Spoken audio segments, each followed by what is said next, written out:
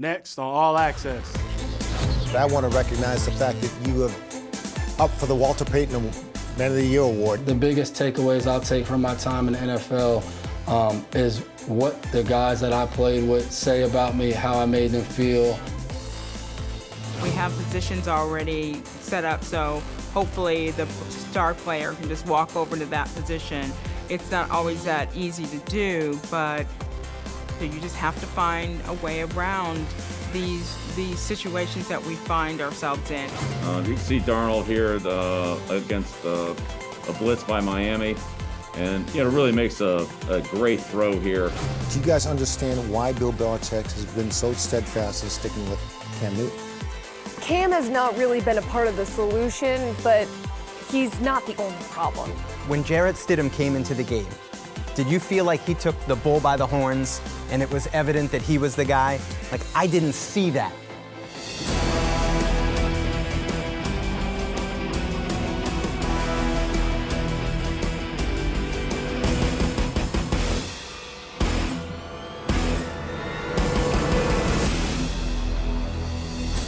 New England finishes 2020 in dismal fashion. Can they ring in the new year on a positive note?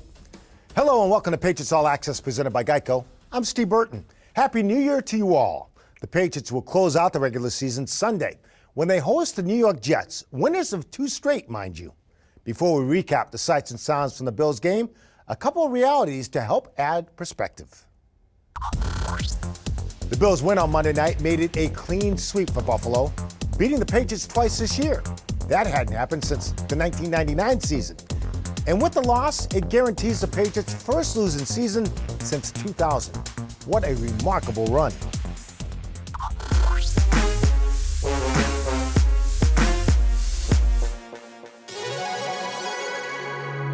Monday Night Football against the division champs. While there have been no fans at Gillette Stadium this year, the franchise took time to honor a special kind of fan. Optum teamed up with the Patriots to honor 900 healthcare workers. First, with cutouts in the stands, as well as customized shirts that displayed images of the select frontline workers worn by the players during pregame.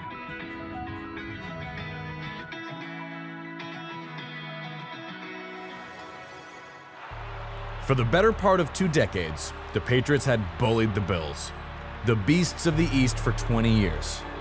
On this night, the roles would be reversed. The Patriots made a game of it early. Sony cuts it right across the 45, past the 40 of Buffalo, and Jordan Boyer catches him from behind with a saving tackle. Snap and plays kick is airborne to the uprights. It's a low kick sailing to the sticks, and it's good. But too many mistakes would doom New England. Fake is back for the Patriots with a fake and a throw to the right, and Saran Neal makes the catch. Waits on the snap, he takes it. Butler's in the backfield. He runs it to the right on the quarterback sweep. There's a flag on the play as Allen runs down the right sideline across the 25. Shoved out of bounds. Offside. Defensive nose tackle number 70. Though they would cut it to 1 in the second quarter. And slips the rush of action. Newton sprints to the 10, cuts it right across the 5. Newton fights his way to the end zone. A dive for a touchdown.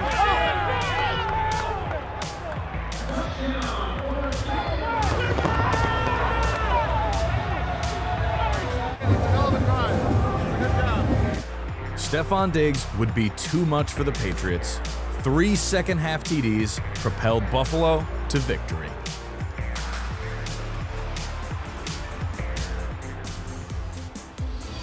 Coming up on All Access, we talk with Patriots captain Devin McCourty. Is this a 6-9 football team? Yeah, I mean, I'm a big believer you are what you are. And later, a blast from the past in the Patriots-Jets rivalry. All the way, touchdown, Troy Brown. you're watching Patriots All Access. Patriots All Access is brought to you by Bank of America, the official bank of the New England Patriots. By Gillette Pro Glide and Pro Glide Gel, 5 blades and a pivoting flex ball designed to get virtually every hair on the first stroke. And by Putnam Investments. Putnam Investments and the New England Patriots, proud partners committed to an active game plan on the field and off.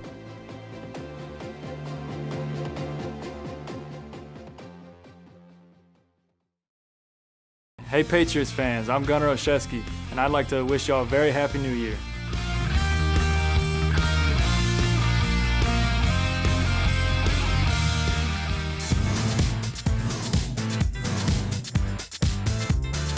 "2021 is officially here, but we've still got one game left of the 2020 season.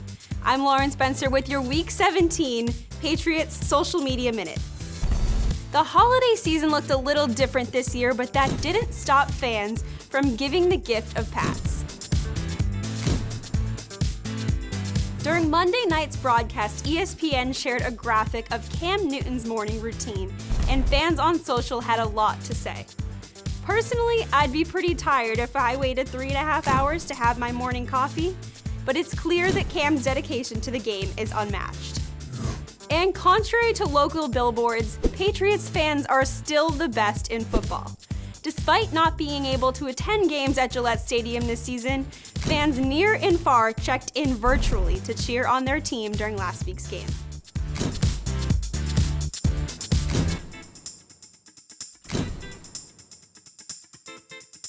That will do it for this week's Social Media Minute. I'm Lauren Spencer. Welcome back to All Access, presented by GEICO. It's the final regular season game of the year.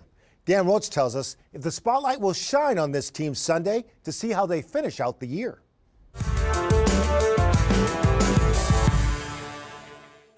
Patriots experienced their first losing season since 2000 as they dropped to 6-9.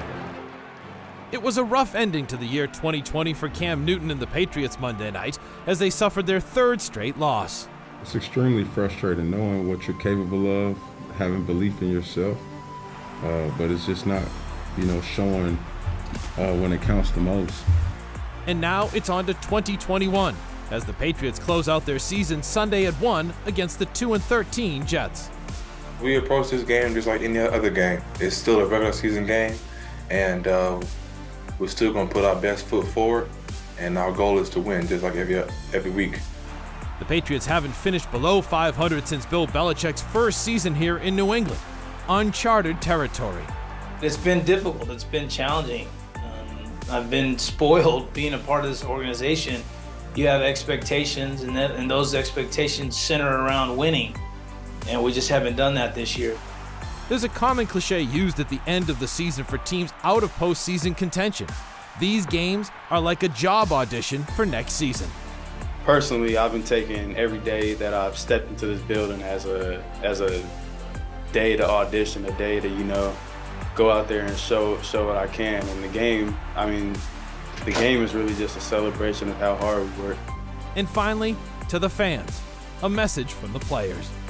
Well, we've certainly missed you guys this year. We've missed you guys cheering us on in the stands. We do pray that you guys are all staying safe and healthy with all the challenges that 2020 has presented. I know the demands are high, as they should be, and that's why we love you guys so much, but stick with us and we'll keep fighting. Cam Newton owns the record for Patriots rushing touchdowns in a single season with 12, tied with Steve Grogan. The NFL record, 14, set by Cam Newton in 2011.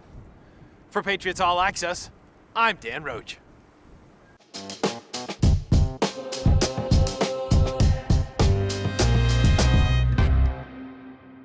All right, Dan Roach, thank you very much. Joining me now is Patriot Captain Devin McCourty. First of all, how in the heck are you doing? I'm doing good, man. It's obviously been a long season. A lot of different things have gone on, but feeling pretty good and kind of just blessed to be in this opportunity, still playing football. You guys are in uncharted waters and unfamiliar territory. What's your feeling right now? Are you angry, mad, disappointed, all the above? Yeah, I mean, it's a lot of emotions that have gone on this year, but I think for right now, like if you ask me how I'm doing today, just trying to finish the season strong, trying to stay locked in and end the season on a good note in a way that I think would make all of us somewhat happy for the position we're in right now, to go out there and I would say play a certain brand of football and represent ourselves, our families, the organization with some pride, I think that's what it's all about right now for me, and everything else and the feelings of the season, you know, I'll think about after this game Sunday. But for right now, it's let's go get a win. Is this a 6-9 football team? Yeah, I mean, I'm a big believer. You are what you are. You know, it is what it is at this point. I would never sit here and try to give you an explanation of why we're really this or why we're really that. We're 6-9, and I think for all of us, it's about right now, how can we finish 7-9? You being the captain that you are, how much COVID talk did you have with your teammates, and how proud are you and your team that you guys were able to persevere through all that? Yeah, I mean, it was huge talks. Whether we were back in the building and figuring things out, but even when we were away from the building and being on, you know, numerous NFL PA calls and having guys text and call you, you know, it was a lot that went into being able to go out here and even play a season. So extremely proud of, you know, not just COVID, but even the personal things that guys have went through. Me and my family went through something. The whole team and the guys rallying around James White and what he went through with the passing of his father. There's just so many things have shown up. Coach Belichick's mother passing away. And every step of the way, I think we've supported each other. And it was really disappointing and heartbreaking that those couldn't turn into wins and going out there and producing. But I think for an individual standpoint, you know, first coming in and dealing with COVID and then having all the things on top of COVID happen when they got in the building, like all these different things, guys, I think, really rallied around each other and really showed how much we love and support each other by doing some of the right things off the field and then being there for our brothers when they needed us. You've said in the past that maybe somebody else should be recognized for this award, but I want to recognize the fact that you have up for the Walter Payton Man of the Year Award. And what a recognition, what an honor that is. And talking to your teammates and how they're outspoken, that's got to make you feel good that you're up for that honor and that your teammates rally around you. You've done so much for so many people, Devin, and I just want to recognize that. No, I appreciate it. I think for me as a person, one of the biggest takeaways I'll take from my time in the NFL is what the guys that I played with say about me, how I made them feel, how I was able to lead them, the things I was able to teach them, and then off the field, the same thing with all of the different people in the communities I've been able to reach, their experience of dealing with me, whether it's having a conversation, whether it's them seeing me at an event. You know, I think those are the things that are truly kind of life-defining moments. To get that kind of recognition that has nothing to do with your play on the field, but all about just you as a person. I'm honored by it, and I think the biggest honor is when I look around the locker room, I see so many great guys, and to know that guys support me and think that way of me lets me know I'm on the right page, and also I take pride in just being able to represent each guy in that locker room.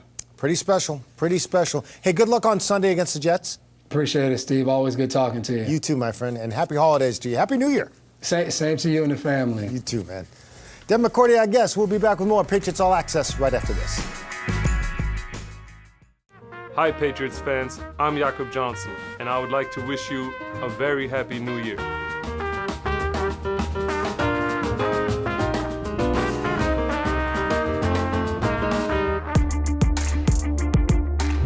Any Given Sunday has taken on a whole new meaning this year. Believed to be for the first time, the NFL has managed to play a game this season on every day of the week. Of course, we're used to Sunday, Monday, Thursday, and even Saturday NFL games.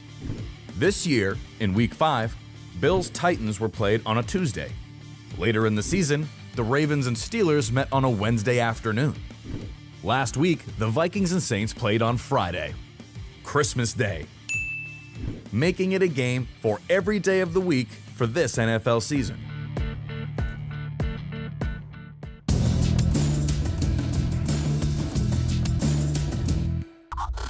Welcome back to Patriots All Access. Time to sit down, have some coffee with Coach Belichick. And Coach joins me now. Coach, before we get to the final game against the New York Jets, one tidbit on the Monday Night Football game, just basically a tip of the cap to the Bills. Saw your long embrace with Sean McDermott after the game. It's a pretty good football team, you know, at this stage of the season. They're a good team. They're well balanced. they played very well Monday night, and they certainly deserve what they've done this year. Their record, winning the AFC East, and heading into the playoffs as one of the top-ranked teams. They've had an outstanding year, and they're a good football team. I know the results for the New York Jets over the years aren't quite, obviously, what Coach Gase wants, but I know the respect that you have for him, and you look at the way his football team has changed. Going back to that first game, they took you down to the buzzer. Now they've won 2 straight. What do you see on film? Is it the quarterback play has improved offensively? It looks like they're playing together as a team. Is that fair to say? Well, I think they've improved throughout the course of the year. They've had a lot of injuries. They've had a lot of guys on injury reserve, and they've plugged guys in there. Some of the younger players have gotten experience. They continue to play well. They certainly had an opportunity to beat us. They had the Raider game. Lost the Raider game on a Hail Mary play. They've been very, very competitive. I think Coach Gase has done an outstanding job of continuing to just work, improve. They played with a couple different quarterbacks. Both Flacco and Darnold have played well. We've got a good group of receivers. Hernan's coming on at tight end. Their backs have been productive. They've moved the ball offensively. They caused negative plays defensively. And, this is a young team that's, you just see them getting better every single week. And I think they have a good future. I have a ton of respect for Coach Gase, and I think he's done really an outstanding coaching job this year. I know the record is what the record is, but in terms of the product that he's put on the field, how competitive they've been, and how much they've improved over the course of the year, he's done an outstanding job. People outside of football, they say, well, how can the Jets, blow their draft position and they're going out and they're winning football games? Is that a great example? People on the outside don't get how important football is to football people on the inside? Yeah, absolutely. I think the only people that ever talk about a game not being important are people that have not played in it. When you play, you want to compete, you want to win, you want to do your best. And that's what our team's made up of, and I think that's what all the NFL teams, those are the type of people that are in the NFL that are playing in these games. So if you're out there on the field, you want to do well, you want to compete, that's just our nature. All right, Coach, time now for the Twitter question of the week, and it comes from @McGalvin59. International Twitter question here. Let's talk about Jakob Johnson. And he's a guy that has impressed me over the course of this year as far as the lead blocker, but makes it through an entire year physically. How have you seen him improve as a player? You've had James Devlin for so many years, won so many championships with him, and how's Jakob sort of, immersed into that role and how he's looked? Yeah, Jak's improved tremendously. We got him. I never thought he would have any shot of an NFL career, but he's worked extremely hard. He's improved. He's improved every, not only every year, but I mean, literally he was improving every day and every week. When he was getting going, because he just had a better understanding of what he was doing, how to do it, and has gained some experience. So. He's a guy that's really kind of a self-made player. He puts an awful lot into it. As I said, works hard, is tough. He's consistently, on the field so that he can, work on his techniques and fundamentals and assignments and get better. And, I have a ton of respect for what he's accomplished in his career. Take a look at these Jets coach in the Belestrator. Pretty good up front defensively. Take a look at them. Yeah, they have a very active front. They do a good job, and we saw Flacco, and we got to prepare for Darnold. Whoever we get, both those guys can really throw the ball, and they have some explosive playmakers and very well designed pass offense with Coach Gase. All right, sounds good. We'll be back with the Belestrator later in the show, but first, more Patriots All Access right after this. Coming up on All Access. Behind the scenes producing network television football. I think the only way that we can do this is to do it safely. So I think safety has to be a priority. We're making it work in a very challenging environment. You're watching Patriots All Access. Patriots All Access is brought to you by Pepsi. That's what I like. Pepsi, the official soft drink of the New England Patriots. By the Dan O'Brien Auto Group. Come in to any Dan O'Brien Auto Group store today and get your awesome protection plan, keeping it awesome. And by Bank of America, official bank of the New England Patriots. Hi, Patriots fans. I'm Jake Bailey, and I'd like to wish you all a very happy new year.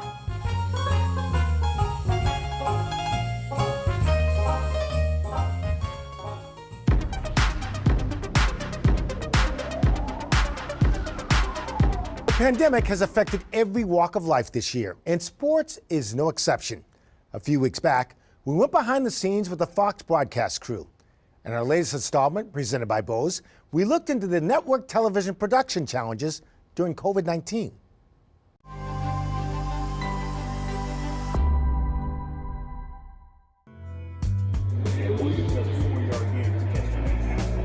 You know, Fox was great because Fox had NASCAR and baseball. The biggest takeaway from us starting our NASCAR broadcasts, kind of as the pandemic was allowed to open back up for us, was the fact that we could do things remotely that we had never done before. The success of Fox's remote broadcast gave them the confidence to produce NFL games on site. Show must go on. The show must go on. Yeah, absolutely. The show must go on. In going to the sites, and we've had to give up a lot to do it, but just going there and the announcers being in the booth and we being in our own truck, social distancing, has made it a lot easier than doing it the other way. And this is the right way of doing it. Because in doing it with people in different locations, you found out that you had delays. You know, they expect a big dose of the running game. That's what New England is nowadays. I think the only way that we can do this is to do it safely. So I think safety has to be a priority. Nobody was forced into doing this. And I think that's when you have the opportunities for success. We're doing the best we can. We're making it work in a very challenging environment. Cam evaluation, not only this year, but do they bring him back? I think is an interesting storyline. I think the conversations that you have are the things that you're missing. They're the guys that you know over the course of years, especially with the analysts. Free agent, what have you. Is intelligence one or two on him? Depends on the position, but it's certainly one of the critical factors. I'm a big meet-in-person guy. When we did our production meetings, there were times where I wouldn't do a conference call or do a virtual type setting, but I always wanted to be in the room with the coaches and the players we were talking to, just to read body language, to see the eyes, and I think it really just, they're more at ease, they're more apt to give you some information, that maybe wouldn't come across on a conference call or a virtual setting. So that's been a hard part for me. And how often would you self-scout, what you guys do as a staff to make sure that you haven't dipped into any type of trend like that? I would say any good team in any sport and any good player in any sport has strong tendencies. With the Zoom calls, we get the meetings with the coaches and the players. While the Zoom calls are valuable, it's literally the only interaction the broadcast crews have with the clubs. Like access on game day, we're not allowed. None of us are allowed. Even the sideline reporter is not allowed on the field. I have Pam Oliver with us, and she's terrific. And she's been doing this since '94, I guess, when Fox has football. And she's used to a certain way of doing it. I can maybe add his own perspective. One thing I asked him right off the bat is he gonna go all out? Does he feel limited in any way? He said, if I'm gonna play, I'm gonna play. Everything's communicated via text. Even the injury information that I get, it comes from the PR guy on the sideline who has to first send it up to the PR guy upstairs, and this is after the trainer has okayed it, and then it'll finally get to you. You're like fourth in line to get the information. I would tell you that the sideline reporter post-game interview is the hardest thing we have to do right now. We have positions already set up, so hopefully the star player can just walk over to that position. It's not always that easy to do, but you had to find a way around it, which just speaks to what this whole thing boils down to. You just have to find a way around these situations that we find ourselves in terms of covering a sport during a very tragic time. No fans in the stands create a different dynamic, where a new opportunity for the networks has emerged. What I will tell you is that hearing the on-field communication between players, to me, is one of those experiences that you wouldn't have a chance to have. It'll be a 3rd and goal. Harris Harris going in motion. There it is. There's that split stance. Nope. Nice job, Cam. I'm going to get it to White. Looking to get to the pylon. He's in for the touchdown. It's crazy. It's crystal clear. You can hear, changes in the play at the line of scrimmage.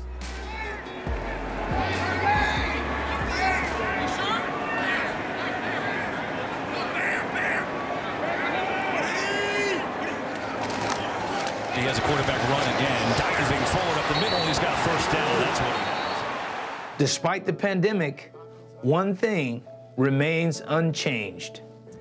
This is my 39th season covering the NFL, and I've loved every minute of every game. So to have the opportunity during this very trying time in the world's history has been a remarkable gift. Change.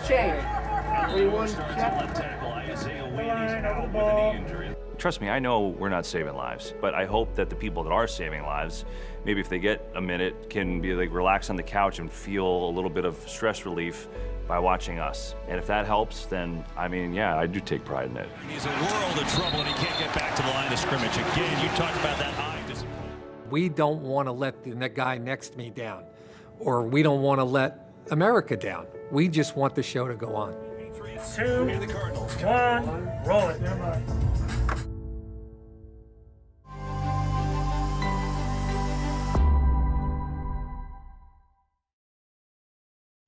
Hi, I'm Jason McCourty from the New England Patriots, and I would like to wish everyone a Happy New Year.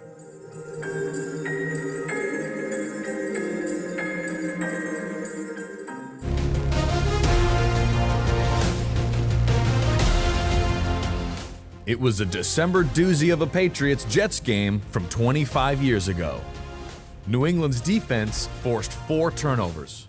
But still, the Jets held a 4-point fourth quarter lead. On the ensuing kickoff, disaster would strike, but only momentarily. 25, out to the 28, fumble on the play, picked up by the Patriots. Corbin Brown at the 40, 45, 50, he's at the 40. Troy Brown to the 25, 20, gonna go all the way, touchdown!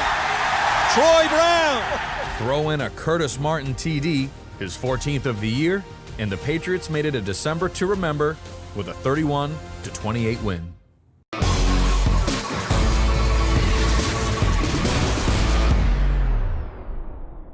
Welcome back to Patriots All Access. Time now for the Belestrator. Coach joins me again. And Coach, pretty good look here at the Jets. Couple offensive plays. We're going to finish up with their defense. But what do you see with the offense as we start here? Well, this is Sam Darnold back in at quarterback, and of course we saw Flacco, and he threw the ball well against us. But you can see Darnold here against a blitz by Miami, and really makes a great throw here.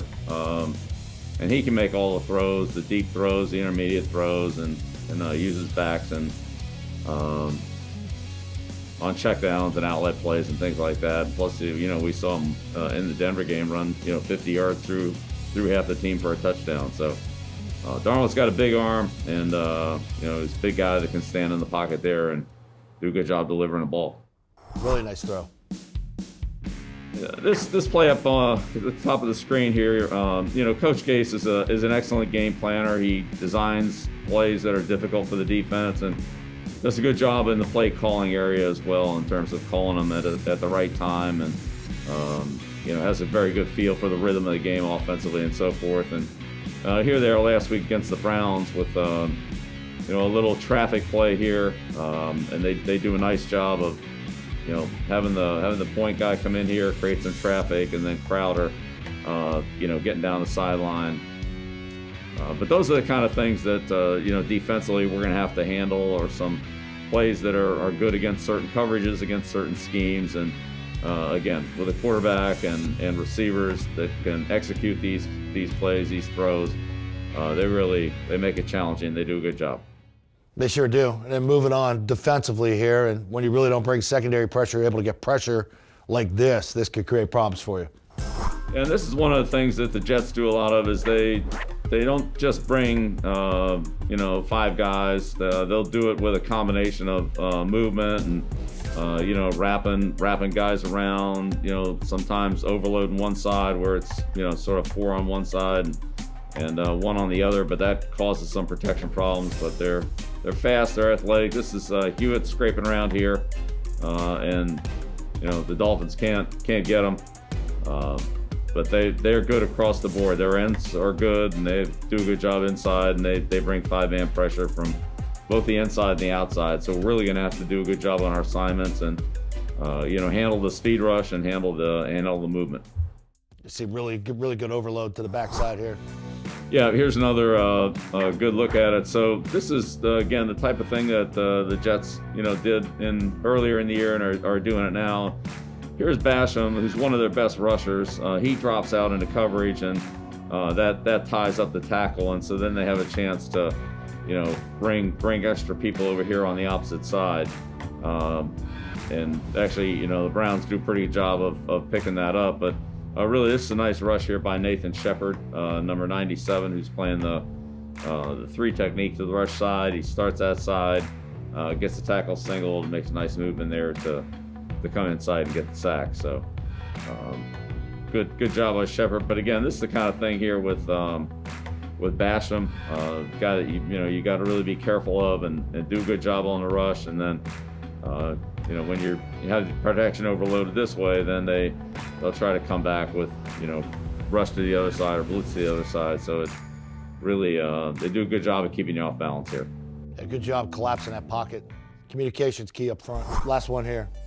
Communication will be important, and they do a nice job with the fast edge rush that forces the quarterback up inside. And this is Franklin here, number 91. You can see his quickness matched up inside against the guard. Little quick fake inside, quick slap, rip, and go. So again, they do a good job of rotating these front 4 or 5 rushers in there, and they're active. You gotta get a hat on them, but you also have to be able to stop the speed rush here, whether it's outside by the end or inside by the tackle. They're athletic, and they rush the passer well. All right, this is the point normally where I say good luck against the Jets, Coach. Thanks a lot for joining us, but I'd like to go off script, if you don't mind, real quick, and just thank you for this year. A lot of us have the ability to work from home. You didn't do that. You have to coach a football team. We didn't travel with the team. You guys travel. A lot of West Coast trips, getting in 6 in the morning, and usually we tape this early in the morning, and you're there and you're prompt, and I just really appreciate your time. Look forward to 2021. Hopefully we can do this in person and hopefully get back to doing things the normal way. But again, just really appreciate everything this year that you've done for this football team, and look forward to the future here. Well, thanks, Scott. Always great to work with you, and it's a year that back in June, July, I don't think any of us were really sure that there was going to even be football, and I know that we're all appreciative of the opportunity to have a season. Hasn't record-wise gone the way we would like for it to go, but again, the opportunity to coach and play and get out there and compete and do what we do has been something that we maybe had taken for granted in the past, and this year we saw that that's really not the case. So feel fortunate to be able to have the experiences this year that we've had. All right, make us all stronger. Coach, good luck against the Jets. Finish with the win. All right, thank you, Scott. Appreciate it. All right, there you go. There's your Belestrator. More Patriots All Access. We'll return right after this. Patriots All Access is brought to you by Pepsi. That's what I like. Pepsi, the official soft drink of the New England Patriots. And by Putnam Investments. Putnam Investments and the New England Patriots. Proud partners committed to an active game plan on the field and off. Hi, I'm James White of the New England Patriots. I'd like to wish everybody a Happy New Year.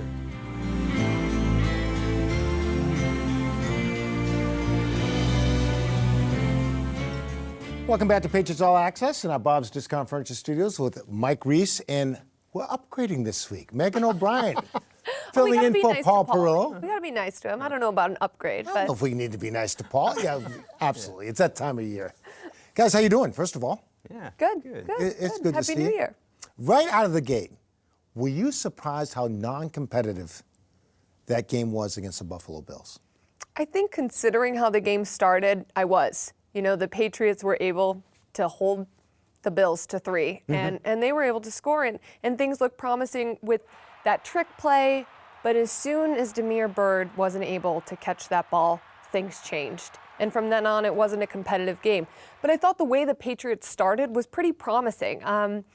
But the rest of the game, everything fell apart and not much went right for the team. Yeah, Megan, I have to agree. I mean, I was surprised at how fast it fell off the table. Like 10-9 midway through the second quarter, you're thinking, there's some fight here, you know, and they're right in it. And boy, did it get away from them fast, which to me sort of shows the difference between a team that has it going in Buffalo and can score whenever they touch the ball versus the Patriots and how far they have to go. After this game, do you guys understand why Bill Belichick has been so steadfast in sticking with Cam Newton? Cam has not really been a part of the solution, but he's not the only problem, is what I'll say. And, you know, the offense, there's been plenty of issues. It's not just on that side of the ball either. Defensively, they have a lot of issues too. The Patriots right now are relying on a lot of young players to step up and be every down players. And I'm not so sure that they're there yet and they're ready to make that jump. Cam adding that piece, he is a veteran. He does have the leadership card. I would like to see Stidham just to see something different, see what he can do, but I do understand why Belichick has been consistent with Cam. Yeah, there's a lot going on with this topic to me, and I think, and I get it now. And I think you get it now. I do, and I think first and foremost, when Jarrett Stidham came into the game, did you feel like he took the bull by the horns and it was evident that he was the guy? Like, I didn't see that. Like, if I saw that, I'd be more convicted to say they should turn it over to Stidham. That's number one. I think number two, let's not forget, Cam was voted a captain by his teammates. Leadership.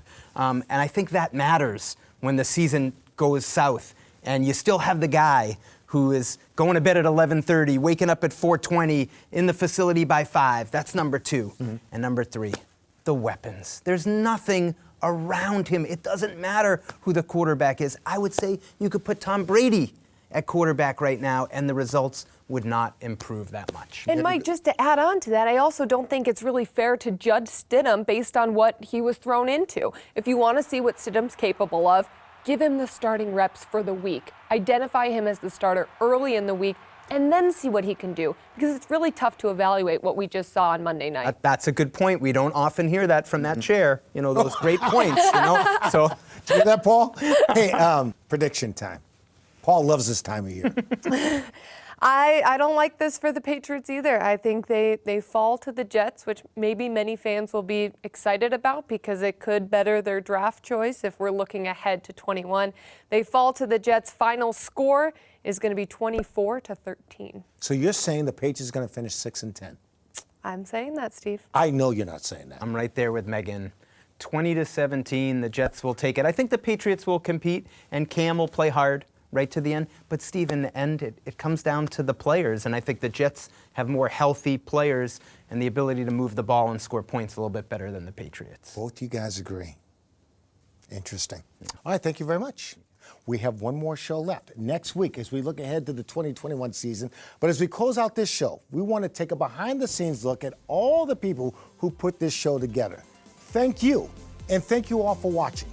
And thank you to Megan O'Brien and Mike Reese. I'm Steve Burton saying so long for Patriots All Access. Happy holidays, everyone.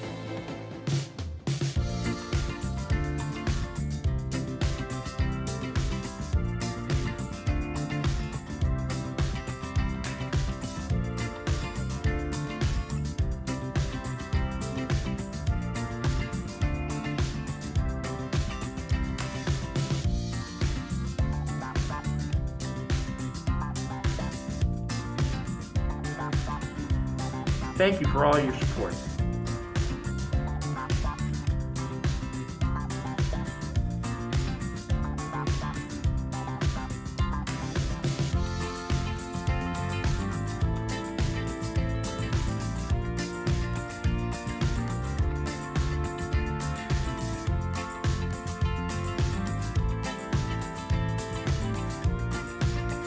Hey, thanks for watching All Access all season.